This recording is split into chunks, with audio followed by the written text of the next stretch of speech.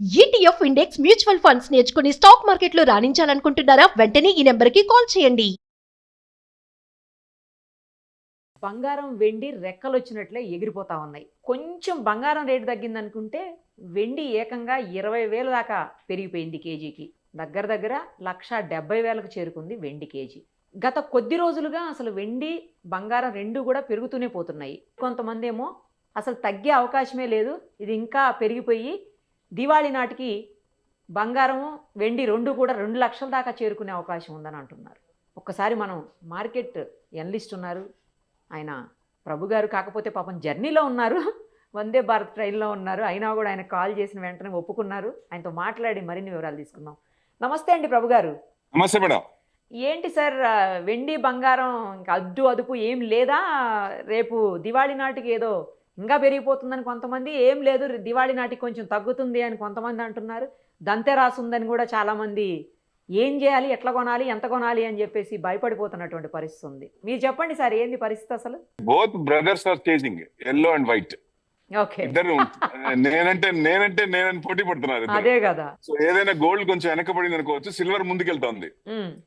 అంటే స్ట్రక్చరల్ గా పెరుగుతోంది సిల్వర్. ఎందుకు పెరుగుతోంది? ఇండస్ట్రియల్ కన్సంప్షన్ ఎక్కువైంది కాబట్టి. ఓకే, గోల్డ్ చూస్తే మనకి ఏదైనా ఈక్విటీ అసెట్ క్లాస్ లో ఈక్విటీ ఇబ్బంది పడుతున్నప్పుడు ఆల్టర్నేట్ అసెట్ ఏది పెట్టుకుంటారు? హెడ్జింగ్ గోల్డ్ చేసుకుంటారు. అంటే జియో పొలిటికల్ టెన్షన్స్ ఏదన్నా ఉన్నప్పుడు అలాంటప్పుడు గోల్డ్ హెడ్జింగ్ కోసం ఇక్కడ ఉన్న లాస్ అయితే ఎవరైతే ఇక్కడ ఇన్వెస్ట్మెంట్ చేశారో దాన్ని హెడ్జింగ్ చేసుకోవడానికి సిల్వర్ గోల్డ్ మీద ఇది చేసుకుంటారు. సో అది బ్యాలెన్స్ చేసుకోవడానికి అట్లా గోల్డ్ ఇది అవుతోంది. సిల్వర్ మటుకు వెనక్కి చూసేది లేదు, తగ్గేది అంటూ ముందుకు వెళ్తూనే ఉంది.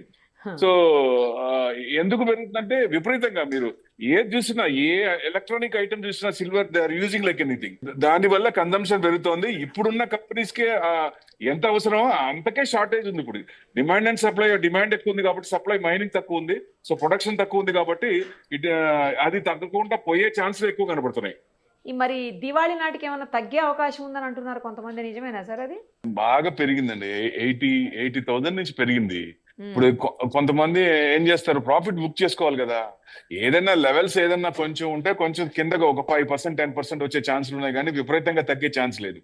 గోల్డ్ కూడా అంతే, గోల్డ్ కూడా కొంచెం బాగా పెరిగింది కాబట్టి కొంచెం తగ్గే ఛాన్స్ ఉంది. ప్లస్ ఏదన్నా ఇప్పుడు అంటే చైనా ఎక్కువ చేసింది, ఎక్కువ వాళ్ళు కనుక అమ్మటం మొదలు పెడితే కొంచెం తగ్గే ఛాన్స్ ఉంటుంది. సిల్వర్ మటుకు వెనక్కి చూసే ఛాన్సే కనపడట్లా. కన్సంప్షన్ ఎక్కువ ఉంది కాబట్టి ఇంకా డిమాండ్ ఎక్కువ పెరుగుతోంది, ఇంకా పెరుగుతుంది. అంటే ఇప్పుడున్న కంపెనీకి ఎంత అవసరం అదే తక్కువ ఉంటే ఇక ఫ్యూచర్ లో నెక్స్ట్ 5 years కూడా పెట్టుకుంటే మనకి ఎంత ప్రొడక్షన్ కావాలో అది మరీ విపరీతంగా షార్టేజ్ ఉంది. సో దాని వల్ల ఏంటంటే డిమాండ్ అండ్ సప్లై, డిమాండ్ ఉంది కాబట్టి రేట్ అనేది ఇంకా పెరిగే ఛాన్సెస్ ఎక్కువ కనపడుతున్నాయి దాంట్లో. ఓ, అసలు గోల్డ్ మైన్స్ లో గోల్డ్ అంతా కూడా షార్టేజ్ వచ్చేస్తుంది, స్కేర్సిటీ వస్తుంది, తగ్గిపోతుంది అని చెప్తున్నారు, నిజమేనా సార్ అది? గోల్డ్ కొంచెం షార్టేజే ఉండొచ్చు. అంటే మైనింగ్స్ మనకి తక్కువే కదా, ఒకటి మనకి ఎక్కువ లేవు కదా, మైనింగ్స్ లో కొంచెం తక్కువే ఉంది. సో దాని వల్ల మెయిన్ అంటే షార్టేజ్ వల్ల పెరిగింది కాదు, కానీ ఇప్పుడు మామూలుగా రిటైల్ చూడండి, రిటైల్ ఫుట్ ఫాల్స్ తగ్గింది, షాపుల్లో తగ్గింది. ఎవరు కొంటున్నారు? మీ ఆడవాళ్ళకి ప్రీసియస్ మెటల్ అది, కానీ షాపుల్లో ఆడవాళ్ళే కనపడుతున్నారు. ఎందుకు కనపడుతున్నారు? ఉన్న మెటల్స్ ని, ఉన్న ఆర్నమెంట్స్ ని లేటెస్ట్ ఆర్నమెంట్స్ తో మార్చుకొని అదేమైనా బ్యాలెన్స్ ఉంటే పే చేసుకోవడానికి తప్ప ఫ్రెష్ గోల్డ్ కొనేవాళ్ళు పర్సంటేజ్ తగ్గింది.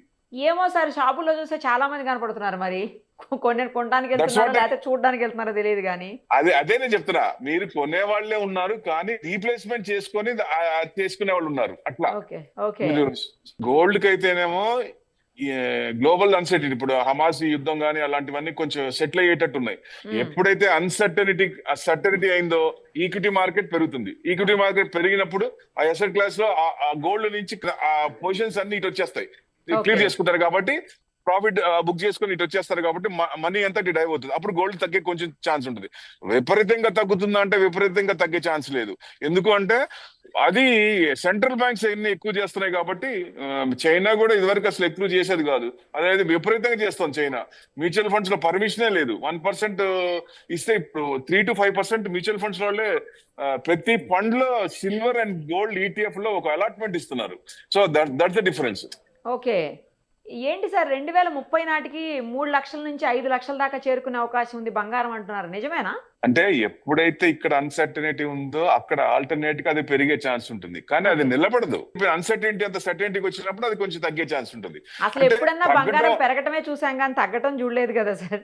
అంటే ఎప్పుడు చూసారు పెరగడం? ఈ సంవత్సరమే కదా, లాస్ట్ 4 ఇయర్స్ 3 ఇయర్స్ నుంచి కోవిడ్ తర్వాతే కదా. అంతకుముందు బంగారం మీద రిటర్న్స్ ఏ ఉన్నాయి. బంగారం ఈజ్ ఎ డెడ్ ఇన్వెస్ట్మెంట్. వాటి మీద ఇప్పుడు మనకి రేట్ కనపడుతుంది కాబట్టి మీకు ఎక్కువ పెరిగిపోయింది అనిపిస్తుంది. అంతకు ముందు గోల్డ్ అంత పర్సెంటేజ్ రిటర్న్స్ లేవు కదా.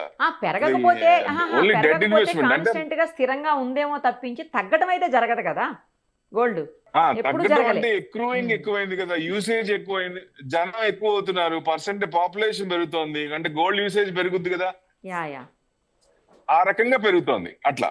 ప్లస్ ఇప్పుడు in addition to that RBI central మనకి ఆర్బీఐ వరల్డ్ మొత్తం సెంట్రల్ బ్యాంక్స్ ఎలా ఉన్నాయి వాళ్ళు కూడా ఎక్కువ చేస్తున్నారు, దానివల్ల ఎక్కువ పెరిగింది. వాళ్ళు కనుక రివర్స్ అయ్యి ఈక్విటీ మార్కెట్ ని కొంచెం బాగుంది మద్దాం అనుకున్నా అప్పుడు తగ్గే ఛాన్స్ ఉంటుంది. అట్లా దీనికి ముందుకు ఛాన్స్ కనపడట్లా ఎక్కడ, ఏ మాత్రం కొంచెం ఏమంతా కూడా కనపడట్లా.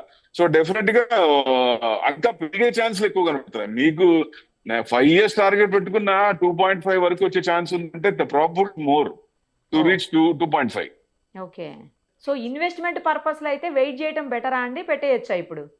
ఇన్వెస్ట్మెంట్ పర్పస్ అయితే గోల్డ్ లో పెట్టడం అనవసరం. ఎందుకంటే మీకు గోల్డ్ అవసరార్థం, యూసేజ్ కోసం ఎంత అవసరం. ఇప్పుడు సపోజ్ మీకన్నా 1 year టైం ఉంది, 1 year ఫంక్షన్ ఏదో మ్యారేజ్ ఏదో ఉంది అనుకోండి.